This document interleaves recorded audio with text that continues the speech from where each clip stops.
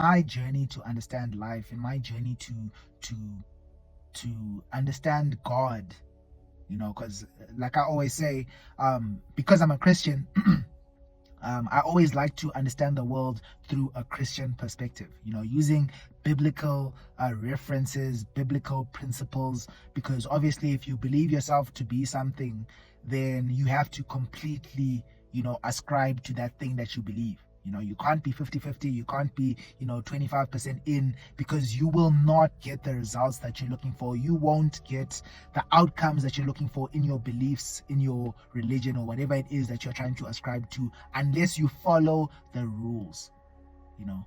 So in my journey, of understanding life, because to understand God, you need to understand life, and to understand life, you need to understand God. One of the most common questions that I find myself answering for people is life fair? Is life fair? Or how come I'm born in a situation that's so unfair? Why are my circumstances so unfair? Why are, and for me, it always comes down to this story. And let me start off by speaking about the story. The story is of a guy called Ahab, a king named Ahab, and his queen Jezebel. In this story, Jezebel is basically persuading Ahab, the king, to kill God's prophets. So to kill people who are holy, people who had some form of spiritual background that is related to the people of the land. There's something that he's doing that is evil, and because of what he does, God curses him and his descendants. So he says what's going to happen is not only going to happen in your lifetime, but in your children's lifetime. He says your whole family, everyone in your house will be decimated, destroyed. So in this story, what I want you guys to take note of is the fact that when God curses Ahab and Ahab's descendants are not there. God, you have the ability to make a decision, and that decision will have good or bad consequences. Maybe you kill someone, maybe you do some ritual, some whatever it is, and it goes bad, or whatever it is, or maybe you don't do something, you don't go to work, you don't have a job, and then now there's the reaction, the consequence of a curse from God. Or physically, if you're not a spiritual person and you believe how your physical actions have connection to your spiritual life as well, then in a physical way, maybe you don't go to school, you don't get a job, and because you don't have money, you have kids one day and those kids don't have money.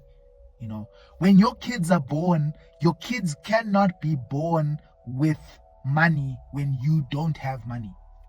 What am I trying to speak of right now is the effect that the decisions that you make have effect on your kids, or the decisions that your parents or your ancestors or your descent or whoever it is that came before you make will have consequences on not only their lives but your life as their descendants, as someone who comes from them. So you have a generational curse. So God curses not only Ahab but Ahab's home. I always say, imagine being born as one of Ahab's kids, and one day all your brothers and sisters are killed, and you're wondering to yourself, God, why would you let me die and all my family and all my brothers die? But obviously, because your decisions are not your own, and your decisions will manifest not only in your life but in your descendants' life, because your whole bloodline is connected to you.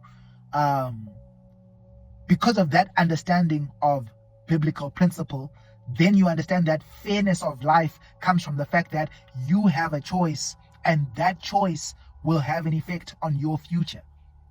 So if someone else makes a better choice than you, then they will have a better future for their kids. It becomes a game of choices, and a game of consequences.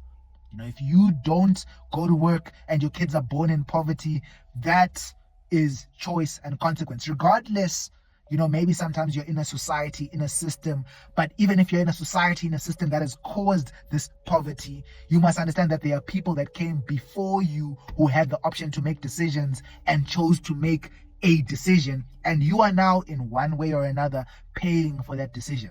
So is life fair? Yes. Yes, life is fair because you are living in the consequences of someone else's decisions. And yet you can, in the fairness of life, you can begin your slate on a different position.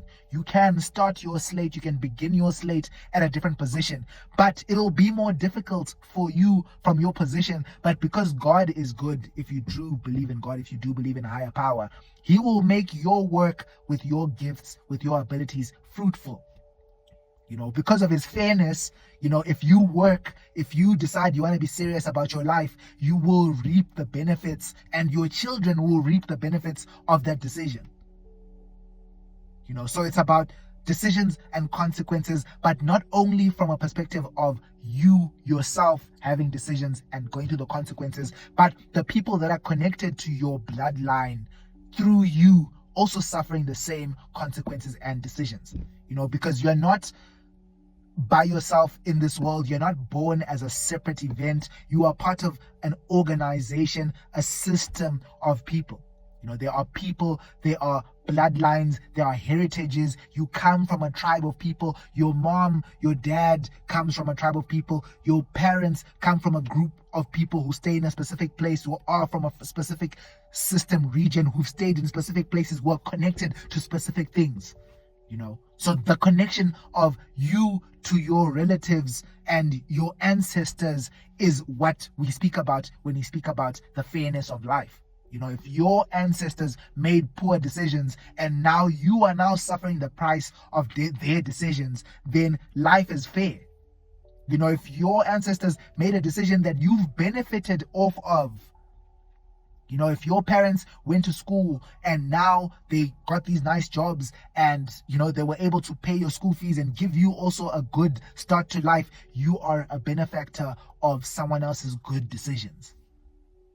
So life is not only an individual event, which is why people sometimes say it's not fair, because they're looking at the fact that someone can be born with something and someone can be born without something. But if you just look at the individual event, of course life is not fair. But if you look at the perspective of if your ancestor or a person who was there born before you was given the opportunity to make a better decision and they chose not to, and now of course because they chose not to, for the example that I keep using, if you don't make money, if your ancestors, instead of fighting for land, etc., decided to do something else and now they don't have land, that's what happened.